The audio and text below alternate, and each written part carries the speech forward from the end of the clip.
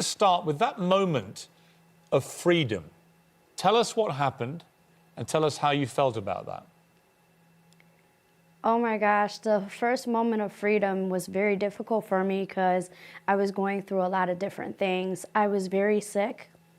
I found out that I had a bacterial infection eating away at my stomach, and they told me I only had 2 days to live, so things wasn't looking really bright. But one day I woke up the next day and said to the doctor, I'm not gonna die today, I'm not gonna die tomorrow, but I got a special plan, and God is in that plan. Michelle, you were 21 years old. You were kidnapped by a man that you knew, Ariel Castro? Yes. Yes, you already had a connection with him, didn't you? So you sort of trusted him. And he picked you up and drove you to his house and encouraged you to come into the house because he said he had a puppy for your young son. But that was the end of your freedom as you knew it for 11 years. I mean, what you went through in those years is utterly traumatic, hideous, revolting, awful. Chained to a pole, beaten, sexually assaulted. 2 other women were there as well.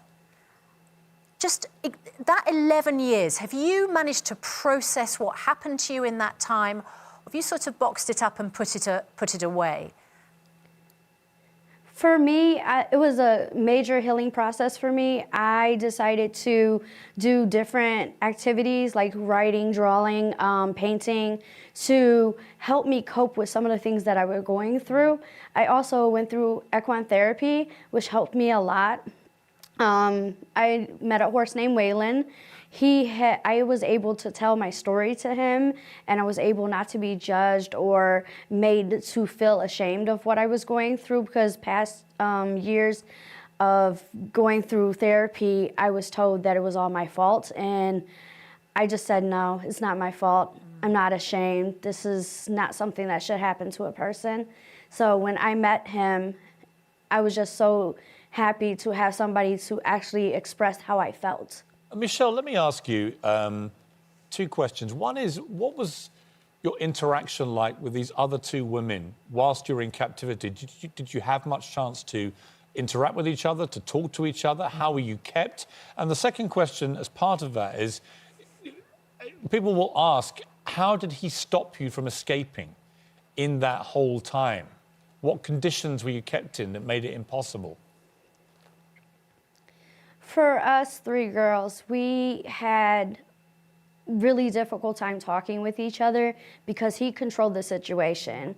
We weren't allowed to talk, we weren't allowed to conversate. If we were caught talking, we would get abused or hurt for talking to each other, or we would get punished, like food will be taken away from us, a gun will be put to our head.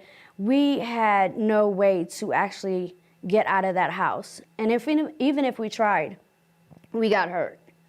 I tried to escape one time, and I literally end up in a bad situation where my neck was hurt, my back was hurt. He threw me on the ground.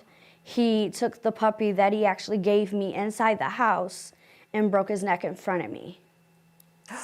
Absolutely horrendous. In May 2013, so 11 years after you were abducted and held in the house, held captive in the house, one of these other women, Amanda Barry, at a moment when Castro had left the house, managed to get to the front door and screamed for help. That was the point at which a neighbour took notice and police were called and you were all released. I mean, the courage it must have taken, Amanda, to have done that when you've already described the risks and consequences of trying to get help, trying to get out, is extraordinary. Did you know what she was doing? Was it something that you had discussed? Were you afraid of what might happen if it didn't succeed? Unfortunately, we didn't know what exactly was happening. We thought she was actually being abused by the captor. The time that when we got rescued, I really didn't know what was going on. I was too afraid to go downstairs. But when I did reach the courage to actually open the door, that's when the police officers was yelling, "Police, police." And I seen that badge, and I just ran up into their arms and said, "Never let me go, never let me go." Michelle, you had a 2-year-old son when this happened, when you were captured.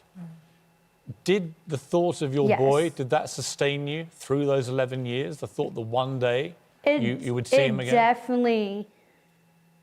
It definitely got me through all those years. If it wasn't for my son being out there and hoping to come home to him, I don't know what I would have done. Your whole family, I guess many of them must have assumed the worst, that maybe you were dead.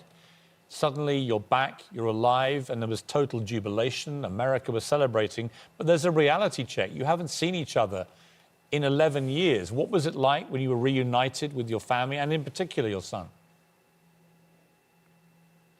Unfortunately, some of that did not happen because my family made the choice a long time ago for me not to see them.